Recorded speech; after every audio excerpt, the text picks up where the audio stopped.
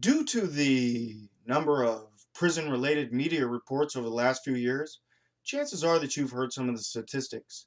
But did you know that about 1 in every 37 adults in the United States is under some form of correctional supervision? And that number equates to 6,741,400 people? The number of people incarcerated in the US is significant and can be tied to certain policies and politics. I use the word significant, but what do I mean by significance? And are we impacted by that significance?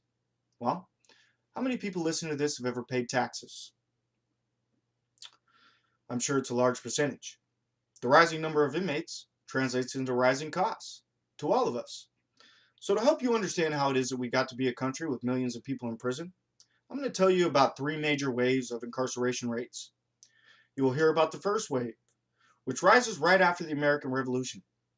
We'll move on to the second wave, which arrives with the changing of the times, sometimes referred to as the Progressive Era.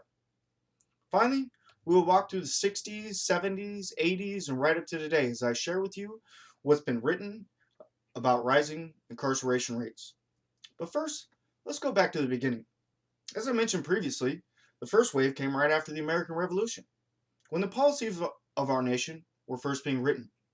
The 13th Amendment, which was passed by Congress on January 31st, 1865, states neither slavery nor involuntary servitude, except as punishment for crime, whereof the parties shall have been duly convicted, shall exist within the United States, or any place subject to their jurisdiction.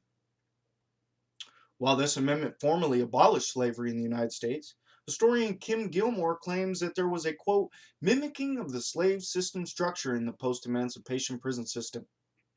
According to Ms. Gilmore, who published an article in the journal Social Justice called Slavery in Prison Understanding the Connections, prison populations soared during that period.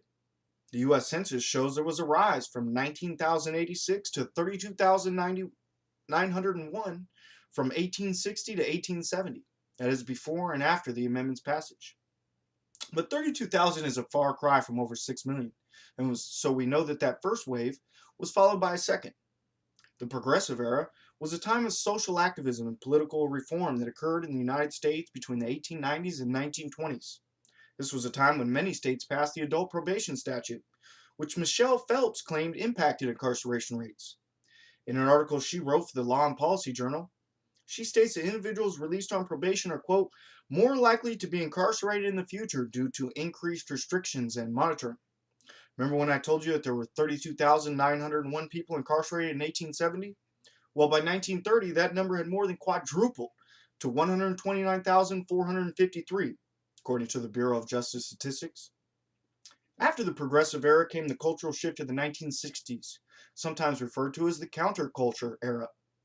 The rise of incarceration during this period came, quote, in the wake of the rebellions of the 1960s and the deteriorating economy of the 1970s, claims Maria Gottschalk in her book, The Prison and the Gallows, The Politics of Mass Incarceration in America. By 1980, the number had more than doubled what it was in 1930, with 315,974 people incarcerated. My generation, that grew up in the 80s and 90s, became familiar with terms like tough on crime and war on drugs, both of which reflect a change of attitude toward incarceration rates.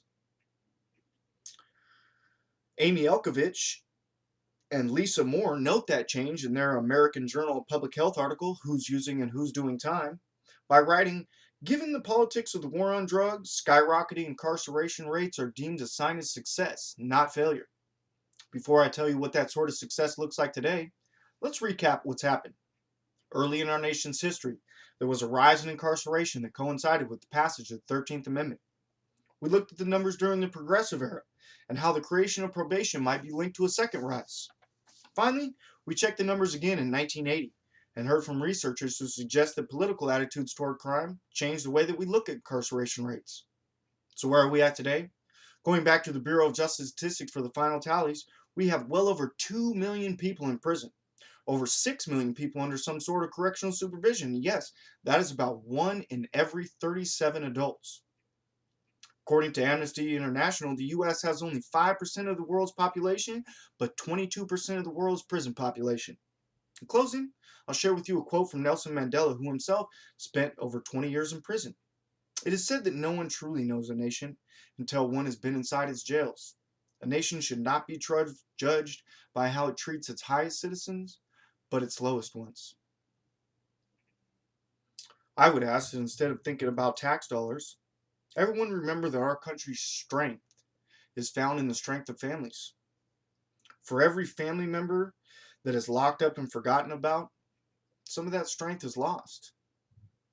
The good news is, it's not too late to make a change.